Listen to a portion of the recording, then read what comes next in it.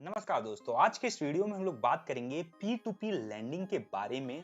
तो इस वीडियो में हम लोग कवर करने वाले हैं दोस्तों कि क्या ये P2P लैंडिंग जो है सो सेफ है या फिर रिस्की है, और जो है P2P लैंडिंग होता क्या है, ये लीगल है मतलब कि गवर्नमेंट द्वारा रेगुलेटेड है या फिर नहीं। तो चलिए वीडियो को शुरू कर लेते हैं। सबसे पहले हम लोग समझते हैं इसके बेसिक्स के बारे में। तो देखिए, P2P लैंडिंग यानी कि पीयर टू पीयर लैंडिंग, इसको फाइनेंस की दुनिया का मैच मेकर भी समझ सकते हो, बिल्कुल शादी.com की तरह। तो इमेजिन कीजिए, आपको पैसे की जरूरत है और आप बैंक जाने के बजाय किसी ऐसे व्यक्ति से कनेक्ट कर जाते हो जो आपको खुशी खुशी पैसा देने के लिए तैयार हो दोस्तों। बीच में कोई मिडिल मैन नहीं, कोई जो है सो दलाल नहीं। तो P2P का जो सिस्टम है दोस्तों, लेंडर यानी कि पैसा देने वाला, बोरोवर यानी कि पैसा लेने वाला, और प्लेटफॉर्म जो इन दोनों को मिलाने का काम करता है, इन तीनों के कॉम्बिनेशन से ही चलता है दोस्तों मान लीजिए ये जो है सो मैं हूं और मुझे अभी 1 लाख रुपए की जरूरत है, और ये आप हो जो 1 लाख रुपया यहाँ पे इन्वेस्ट करना चाहते हो। अब हम दोनों जाकर किसी P2P प्लेटफॉर्म पे अपना जो है सो प्रोफाइल बनाएंगे। आप 1 लाख रुपया इन्वेस्ट करोगे और मैं 1 लाख का मतलब लेने का यहाँ पे रिक्वेस्ट डालूंगा। अब होगा ये कि ये P2P प्लेटफॉर्म आपको मुझसे कनेक्ट कर देगा और आपका 1 लाख रुपया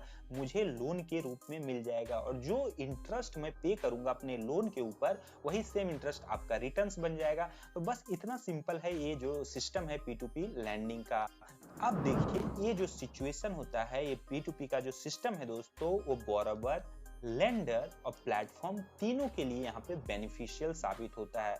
बोरोवर्स को इजी लोन मिल जाता है दोस्तों, लेंडर को बहुत अच्छा रिटर्न्स मिल जाता है जो कि उसके बैंक में उसको कभी भी नहीं मिलता, और प्लेटफॉर्म को इन दोनों को जोड़ने का कमीशन मिल जाता है। ठीक है, लेकिन यहीं पे जो है सो कुछ सेट ऑफ रिस्क भी आते हैं P2P लैंडिंग के सिस्टम में।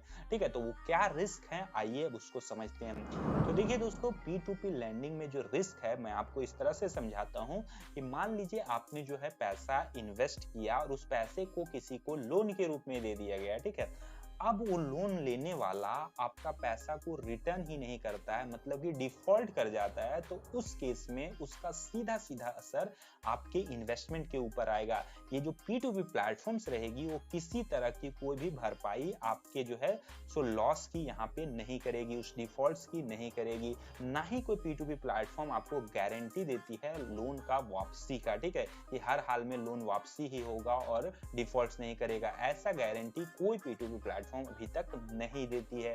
ठीक है, तो इसमें जो मेन रिस्क रहता है दोस्तों, वो डिफॉल्ट का ही रहता है, मतलब कि बैड लोन्स को।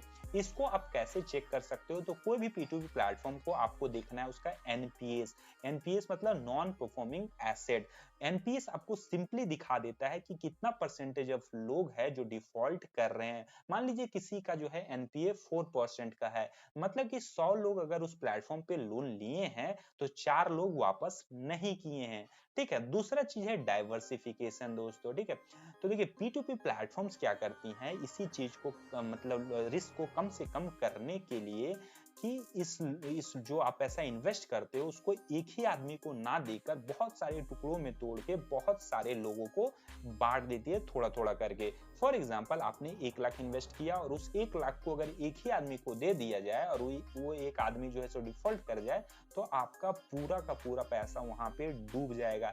लेकिन उस 1 लाख को 100 लोगों में 1-1 हजार करके बांट दिया जाए, तो वहां पे जो है सो आपका पैसा पे बहुत कम रिस्क हो जाएगा, क्योंकि कुछ लोग मान लीजिए डिफॉल्ट भी करता है, तो P2P प्लेटफॉर्म्स क्या करती है कि आपके जो रिटर्न्स मिल रहा होगा उसको कम करके वहां पे जो है लॉस का भरपाई कर देती है। जनरली आपके प्रिंसिपल अमाउंट पे उसका असर नहीं आने देती है, लेकिन अगर NPS बढ़ेगा मतलब कि डिफॉल्ट्स बढ़ेगा, तो डेफिनेटली आपका जो प्रिंसिपल अमाउंट भी वहां पे हर्ट होगा दोस्तों। रिटर्न शुड बी लो। तो देखिए, अगर आपको बहुत ज्यादा रिटर्न्स दिख रहा है कोई P2P प्लेटफॉर्म में कि यहाँ पे 25% का रिटर्न्स मिल जाता है, तो इन लालचों में आपको नहीं पड़ना चाहिए, क्योंकि जितना ज्यादा रिटर्न्स उतना ज्यादा रिस्क। मान लीजिए आपको रिटर्न्स दिख रहा है 25 का, तो जाहिर सी बात है P2P प्लेटफॉर्म 30 का या उससे भी ज्यादा जो है सो परसेंटेज चार्ज कर रही होगी लोन देने पे। ठीक है, तो उतना ज्यादा इंटरेस्ट रहेगा वो लोन के ऊपर, तो उस लोन की वापसी का चांसेस उतना ही कम हो जाएगा। तो रिटर्न्स आपको कम से कम देखना है, मुश्किल से जो है 8 से 12% या हद से हद 14% तक आप रिटर्न्स जा सकते हो। खैर इसमें भी आपका रिस्क आ जाता है, ठीक है। अब बात कर लेते हैं दोस्तों कि ये P2P का जो सिस्टम है सो लीगल है, रेगुलेटेड है। तो जी हाँ दोस्तों, ये जो है सो सिस्टम पूरी तरह से लीगल है और आरबीआई द्वारा रेगुलेटेड भी है। तो हर P2P प्लेटफॉर्म के लिए मैंडेटरी होता है कि वो आरबीआई के साथ रजिस्टर करे, सर्टिफाइड हो, ठीक है। तो ये P2P प्लेटफॉर्म आपके साथ फ्रॉड करे इसकी पॉसिबिलिटी ना के बराबर हो जाती है। ऑल्दो आरबीआई जो है दोस्तों आपके रिटर्न्स के ऊपर आपके जो लॉस है उसकी भरपाई की कोई भी जिम्मेदारी नहीं लेती है। मतलब कि किसी को आपका पैसा लोन के रूप में दिया गया है और वो डिफॉल्ट कर जाता है तो इसका ये मतलब नहीं कि आप आरबीआई के पास चले जाओ उस डिफॉल्ट की भरपाई करने का। इसमें आरबीआई आपकी कोई भी मदद नहीं करेगा, कोई पैसा आपका वापसी नहीं होगा, ना ही आरबीआई ना ही वो प्लेटफॉर्म जो है डिफॉल्ट की भरपाई आपका करेगा, वो सीधा सीधा आपका रिस्क समझ लो आप।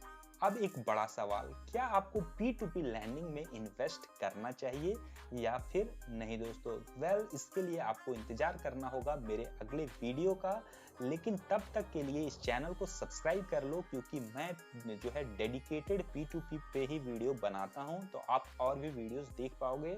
और मैं बहुत सारे P2P जो लैंडिंग प्लेटफॉर्म्स है उसका रिव्यू भी अपने चैनल पे डाल रखा हूं, तो जाकर आप उन वीडियोस को भी देख सकते हो। उम्मीद है आपको ये वीडियो बहुत अच्छा लगा होगा। वीडियो अच्छा लगा है तो वीडियो को लाइक और चैनल को सब्सक्राइब जरूर कर लीजिएगा। Thanks for joining us on Guruji finance. Till next time, stay financially fabulous.